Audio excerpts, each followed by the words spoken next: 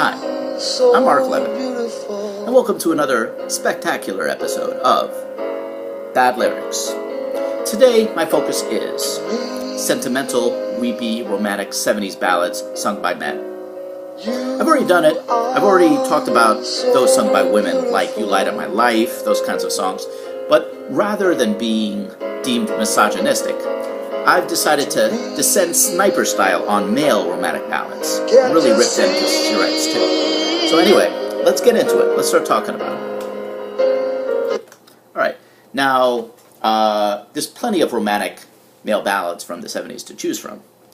Like that song Don't Give Up on Us, sung by David Soul. I think he was TV's Hutch from Starsky and Hutch. Because I think some of our most famous and most beloved romantic ballads were sung by TV cops. I think you could make that case. I mean, who could ever forget Andy Sipowicz from NYPD Blue and his beloved song, Hey Yo, You Left an Ass Ring on My Couch? I mean, who could ever forget that one? I still, a tear comes down my face every time I hear it. Okay, but today I will be talking about different songs from that one.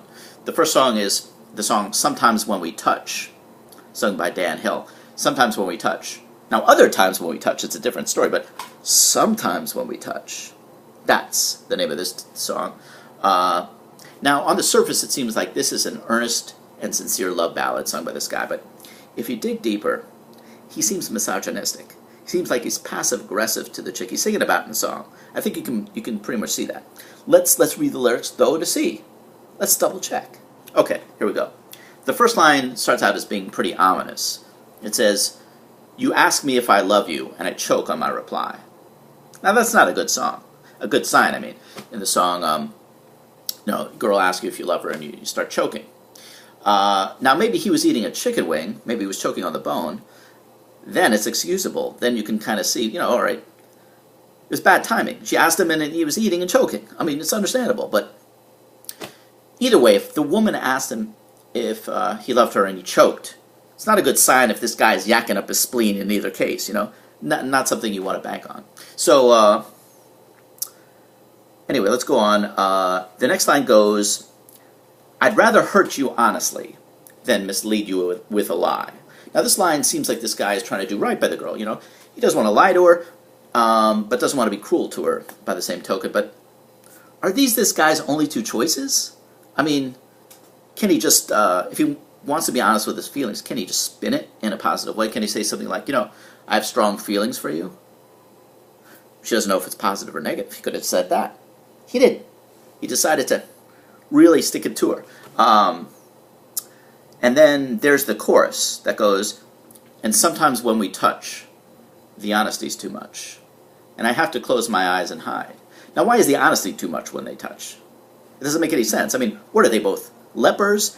He has to hide and close his eyes when he touches her because it's just like she's contagious. She has some skin disease that's really catching, and he can't really touch her in any particular way.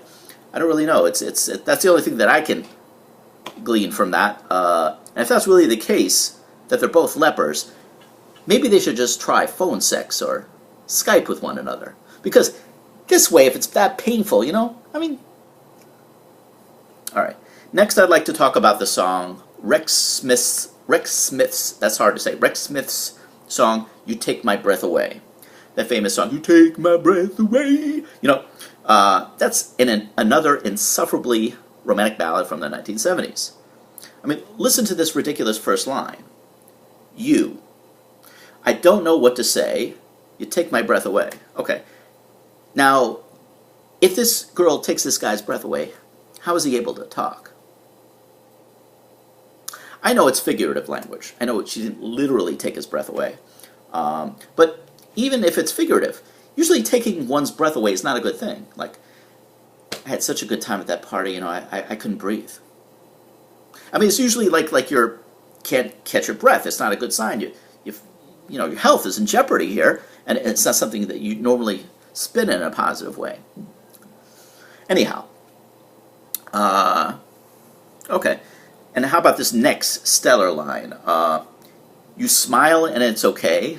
You take my breath away. Now he's just stating the same thing again. It's ubiquitous. It's not necessary to say the same thing again. And This sounds like the most simplistic song I've ever heard. Every line is just there for the purpose of rhyming it with "You Take My Breath Away." I mean, I could write a few verses for this song. Maybe I should. I'll sing them now to you. I prefer my swordfish flayed. You take my breath away. I had my college costs defrayed. You take my breath away. Like Santa on his sleigh. You take my breath away. I think you're a bit cray-cray. You take my breath... Well, I think you get the idea. I think that's enough. That's really enough. Okay. I mean, what did this guy do? Just, like, consult a rhyming dictionary? And put out this song, you know? It's an idiot's guide to songwriting here. Really bad. Anyway, that's it for this week's edition of Bad Lyrics. These are really horrible lyrics. No reason to ever think about them again. If you must listen to these songs, I recommend...